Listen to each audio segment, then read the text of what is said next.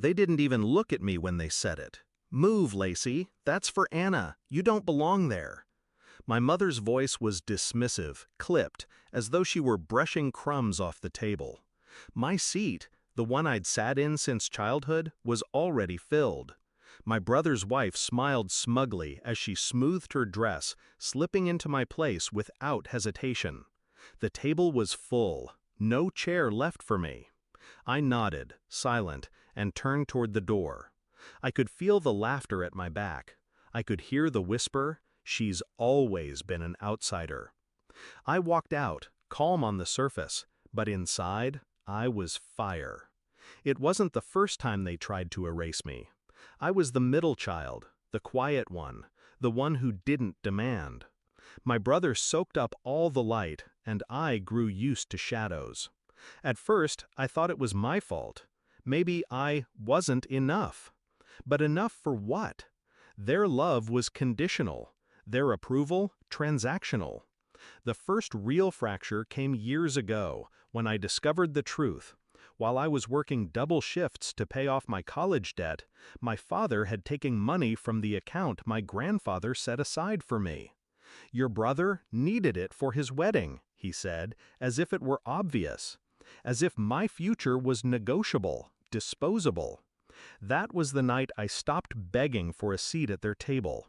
That was the night I began building my own. The signs of betrayal were constant after that. Small, sharp cuts.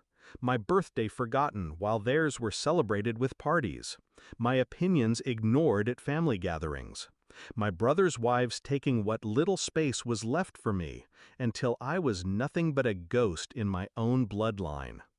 Each slight carved a new scar, and with every scar I learned. I didn't fight, I observed, I calculated. The plan began quietly. Grandpa was the only one who saw me, not as an inconvenience, but as his equal. He taught me about investments, real estate, the weight of contracts. He saw through my silence and recognized the discipline beneath it. When my parents cut me out of their will, I didn't argue. I'd already moved beyond their scraps. But Grandpa, he wanted justice. He signed the deed of his estate into my name. This house. The same house they were sitting in now, dismissing me. And I told him I wouldn't reveal it. Not yet. Revenge, like wealth, grows best in silence. So I let them mock me. I let them treat me as the expendable child. I let them give my seat away. Because timing is everything. And tonight, the stage was set. When I reached the door, Grandpa's voice cut through the room, gravelly, stern. "Sit down, Lacey." I froze. Everyone did. My father shifted in his chair. "Dad, there's no place for her." "Enough," Grandpa snapped, slamming his hand on the table. His gaze swept across the room, sharp as a blade. Then he turned to me. "Actually, she owns this house." The silence was absolute. My mother's fork dropped against her plate. My brother's wife stiffened in my chair, her smug smile collapsing. I turned slowly, walked back in. My heels echoed on the hardwood. I didn't rush. I didn't need to. Every second stretched like a lifetime. I stopped beside the table, beside her. Anna looked up at me, pale. "What does he mean?"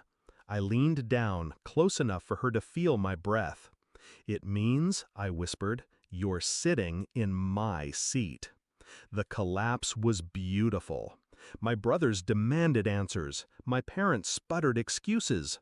My mother's face was red with embarrassment, fury, shame. I didn't argue. I didn't explain. Grandpa slid the deed across the table, the official stamp clear, my name inked in bold. Every eye followed it. Every mouth fell silent. They realized then that the daughter they had dismissed, the sister they had mocked, the relative they had erased, was the one who now held the keys to their roof. I pulled out a chair, not the one Anna had stolen, but the head of the table. Grandpa nodded, proud. Slowly, I sat. They watched me, stunned. "Dinner's getting cold," I said calmly, pouring myself a glass of wine. No one moved at first. Then, one by one, they obeyed. Forks lifted, plates shifted. No one dared look me in the eye. The power wasn't in the deed. It wasn't in the house. It was in the silence that followed. The silence of people who suddenly understood their own irrelevance. They had tried to erase me. Instead, I erased their illusion of control. That night, as laughter stuttered and conversation limped, I sat at the head of the table in the house they no longer owned. Every betrayal, every insult, every stolen moment led here, to this silence, to this reckoning, and I savored it like the finest wine. I don't need their love. I don't need their acceptance. What I needed was respect, and respect is never given. It's taken.